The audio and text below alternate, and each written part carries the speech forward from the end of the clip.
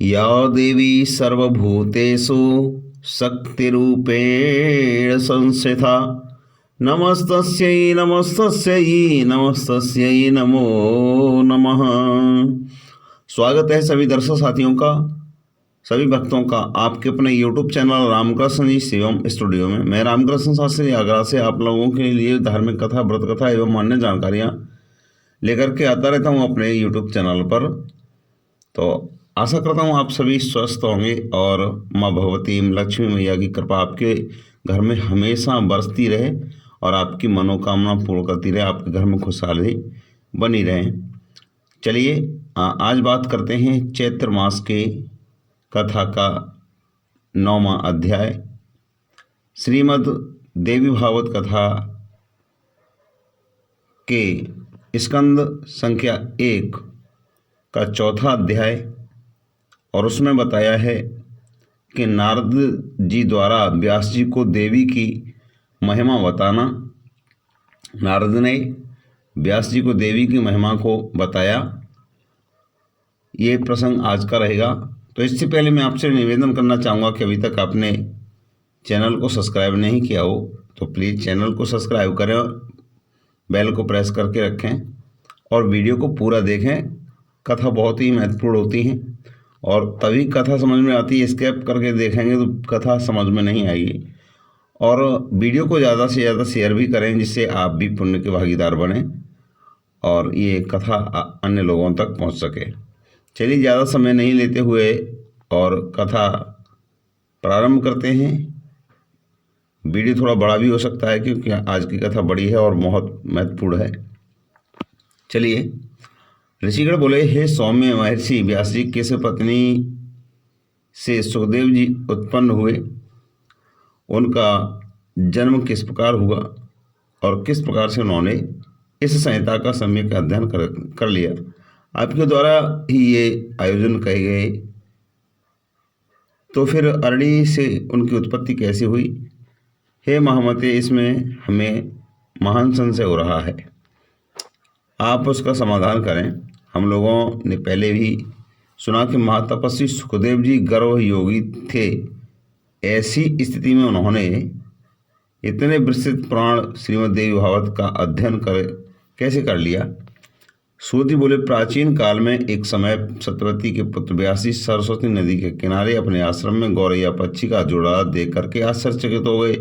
अंडे से तत्काल पैदा हुए लाल मुख वाले, सुंदर अंगों वाले एवं पंख रहित शिशु को घोंसले में ही छोड़ करके वे दोनों उड़ गए और अत्यंत परिश्रम से चारा ला करके उस शिशु के चोंच में डालते हुए दोनों पक्षी अत्यंत आह्लाद युक्त होकर के उस शिशु के अंगों को अपने अंगों से रगड़ते हुए प्रेम पूर्वक उनके मुख को चूम रहे थे। सुंदर व्यास जी उस शिशु में उन दोनों पक्षियों का ऐसा अद्भुत प्रेम देखकर के चिंता में पड़ गए और मन ही मन सोचने, यदि मैं अपने पुत्र के प्रति पक्षियों में ऐसा प्रेम दिखाई दे रहा है तो मैं अपनी सेवा का फल चाहने वाले मनुष्यों में ऐसा प्रेम व्यवहार होने में आश्चर्य ही क्या है।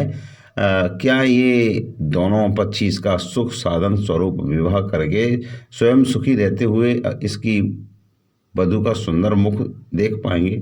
क्या उनकी वृद्धावस्था में यह धर्मनिष्ठ पुत्र पुण्य प्राप्ति के लिए इन दोनों की सेवा करेगा। धन प्राप्ति अर्जित करने के लिए क्या यह अपने माता पिता को संतुष्ट रखेगा और इनकी मृत्यु के उपरांत क्या इनका विधि पूर्वक प्रेत कर्म करेगा, अथवा क्या गया तीर्थ जाकर के यह बालक उनके श्राद्ध आदि कर्म करके उसका उद्धार करेगा। इसका उनके लिए परलोक साधन हेतु क्या यह विधि पूर्वक नीलोत्सर्ग यानी नील वृषभ छोड़ने का कर्म, नीलोत्सर्ग कहते हैं, करेगा। पुत्र के शरीर का आलिंगन और विशेष रूप से उसका लालन पालन संसार में सभी सुखों से उत्तम सुख कहा गया है। परहित पुत्र रहित मनुष्य की न तो सदगति होती है और न उसे स्वर्ग की ही प्राप्ति होती है। अतः परलोक साधन के लिए पुत्र से बढ़कर के अन्य कोई उपाय नहीं है। मनु और ऋषियों ने भी धर्मशास्त्रों में कहा है कि पुत्रवान स्वर्ग मनुष्य स्वर्ग प्राप्त करता है और पुत्रहीन व्यक्ति को स्वर्ग प्राप्ति कभी नहीं होती है।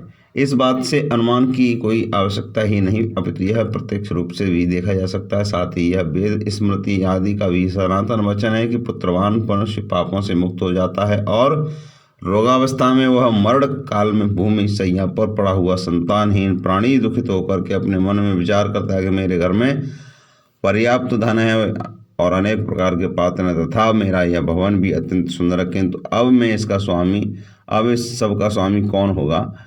क्योंकि मृत्यु के पश्चात उस प्राणी का मन अति दुखी होकर के भ्रमित होता रहता है, इसलिए उस भ्रांत मन वाले प्राणी की दुर्गति अवश्य ही होती है। और इस प्रकार अनेकानेक चिंतन करके और बार बार लंबी तथा गर्म सांसें लेकर के सत्यवती पुत्र व्यास जी का मन अत्यंत खिन्न हो गया। इसके बाद मन में बहुत सोच विचार करके अत्यंत दृढ़ निश्चित करके तपस्या के लिए मेरु पर्वत पर चले गए। उन्होंने मन में विचार किया कि ये विष्णु, रुद्र, इंद्र, ब्रह्मा, सूर्य, गणेश, कार्तिकेय और अग्नि और वरुण, इन देवताओं में किस देवता की आराधना करूं और वर प्राप्त करने के उदार अभीष्ट फलों को देने वाला हो। जो इस प्रकार व्यास जी विचार ही कर रहे थे कि उसी समय संयोगवश मुनि श्रेष्ठ नारद जी हाथों में और वीणा धारण करके वह आ गए। उन्हें देख करके सत्यवती पुत्र व्यास जी अत्यंत प्रसन्न हुए और उन्होंने अर्घ और आसन प्रदान करके उन मुनि में कुशल क्षेम पूछा और कुशल प्रश्न पूछने के पश्चात मुनिवर नारद जी ने पूछा कि हे द्वैपायन, आप किस कारण चिंताग्रस्त हैं, मुझे बताइए। व्यास जी बोले, संतानहीन व्यक्ति की सदगति नहीं होती और कभी भी उसके मन में सुखानुभूति नहीं होती। ऐसी बात को लेकर के मैं अत्यंत दुखी और मैं बार बार यही सोचता रहता हूँ। मैं अविचलित फल देने वाले किस देवता की अपनी तप साधना से प्रसन्न करूं कि इसी चिंता से पड़ा हुआ हूँ। अब इसके साधन है तो आपकी शरण में हूँ। हे महर्षि, आप सब कुछ जानने वाले हैं, कृपा से आप मुझे शीघ्र वही बताएं कि किस देवता की शरण में जाऊं जो प्रसन्न होकर मुझे पुत्र प्रदान कर दे। सूत जी बोले, व्यास जी के द्वारा इस प्रकार पर पूछे जाने पर वेद वेत्ता तथा महामना महर्षि नारद जी अत्यंत प्रभु कृष्ण द्वैपायन से कहने लगे। नारद जी बोले, हे पाराशर तनय, हे महाभाग, आपके द्वारा जो प्रश्न जहाँ पूछा गया है वैसा ही प्रश्न पूर्व काल में मेरे पिता ब्रह्मा जी ने मधुसूदन भगवान विष्णु से किया था और मेरे पिता ब्रह्मा जी कौस्तुभमणि की प्रभा से दीप्तमान शंख चक्र गदा एवं पद्म धारण करने वाले, पीत वस्त्र धारण करने वाले, 4 भुजाओं वाले, श्रीवत्सन से विभूषित वस्त्र सर वाले, सभी लोगों के कारण स्वरूप देवादिदेव जगतगुरु जगदीश्वर वासुदेव देवेश जगतपति श्रीनाथ विष्णु की को ध्यान में अवस्थित होकर उन्होंने तप करते हुए देख करके अत्यंत विस्मय में पड़ गए और उन्होंने पूछा। ब्रह्मा जी बोले, हे देवादिदेव, हे जगन्नाथ, हे भूत भविष्य वर्तमान के स्वामी, आप किस लिए यह कठोर तपस्या कर रहे हैं? हे जनार्दन, आप किसके ध्यान में लीन हैं? हे देवेश, यह देख करके मैं परम विस्मय में पड़ गया। समस्त विश्व का स्वामी होते हुए भी आप ऐसा ध्यान कर रहे हैं, भला इससे बढ़ करके और कौन सी विचित्र बात होगी? आपके नाभिक कमल से प्रादुर्भूत होकर के मैं संपूर्ण लोकों में प्रकर्ता के रूप में अधिष्ठित हूँ। हे लक्ष्मीपते, आपसे भी श्रेष्ठ कौन देवता है, उस देवता को मुझे बताइए।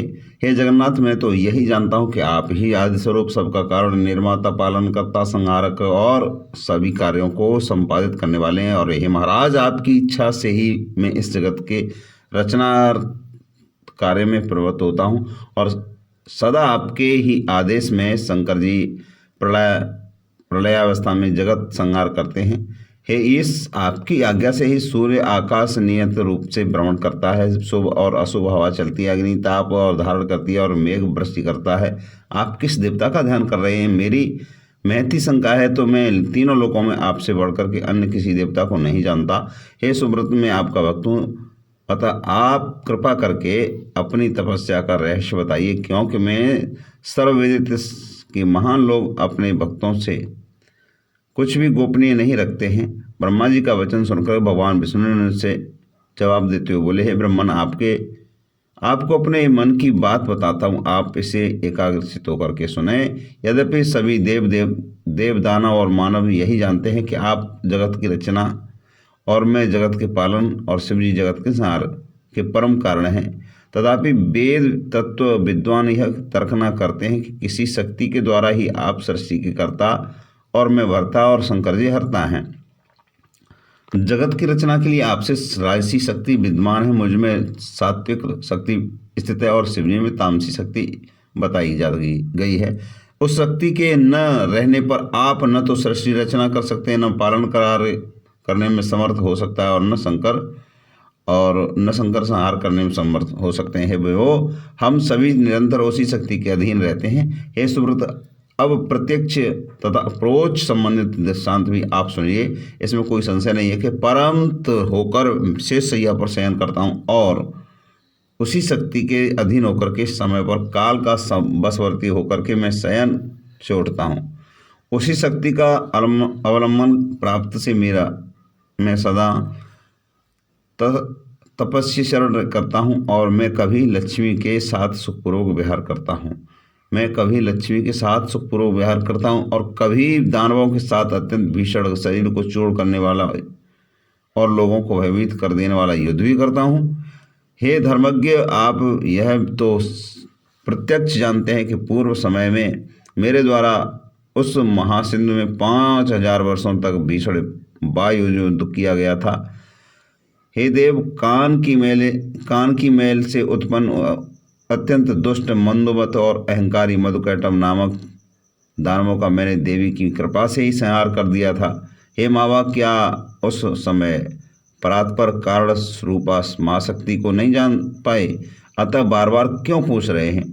उस शक्ति की इच्छा से ही मैं परम पुरुष के रूप में महासागर में विचरित करता हूँ और विभिन्न युगों में के कश्यप, बारह, नरसिंह, वामन के रूप में अवतरित होता रहता हूँ। त्रेयोग में उत्पन्न होने वाली किसी के लिए भी प्रिय नहीं होता। मैं अपनी इच्छा के अनुसार वामन, बारह आदि योनियों में उत्पन्न नहीं होता हूँ, अपितु इसमें उसी शक्ति की प्रेरणा से ही परम कारण है। भला ऐसा कौन होगा जो लक्ष्मी के साथ सुखदायक विहार का त्याग करके मत्स्य आदि नीच योनियों में जन्म लेगा? यदि मैं स्वतंत्र होता तो सुखदायिनी सैया को छोड़कर के करुण रूपी आसन पर बैठ कर महाभयंकर युद्ध क्यों करता? मैं अजा प्राचीन काल में एक बार आपके समक्ष ही धनुष प्रतिज्ञा टूट जाने के कारण मेरा सिर छिन्न हो गया था। तब शिल्पकार ने श्रेष्ठ आपसे फिर से मेरे धड़ पर घोड़े का सिर जोड़ दिया था।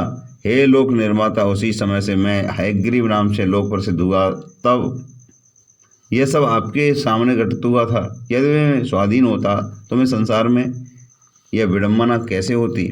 अतएव मैं स्वतंत्र नहीं हूँ, अपितु सर्वदा उसी शक्ति के अधीन हूँ। मैं निरंतर उसी शक्ति का ध्यान करता रहता हूँ। हे कमलोद्भव, मैं उसके अतिरिक्त अन्य किसी भी को नहीं जानता। नारद जी बोले, हे व्यास जी, भगवान विष्णु ने नारद जी से इस प्रकार कहा तो हे मनुष्य से इस प्रकार पितामह ब्रह्मा ने भी वे सब बातें मुझसे कही थी। अतः आप भी कल्याणकारी पुत्र प्राप्ति के उद्देश्य से उसका सर्व संशय रहित होकर के अपने कमल हृदय में देवी भगवती के चढ़ाविंद का ध्यान कीजिए। हे वे देवी आपके समस्त अभिलषित फलों को अवश्य प्रदान करेंगी।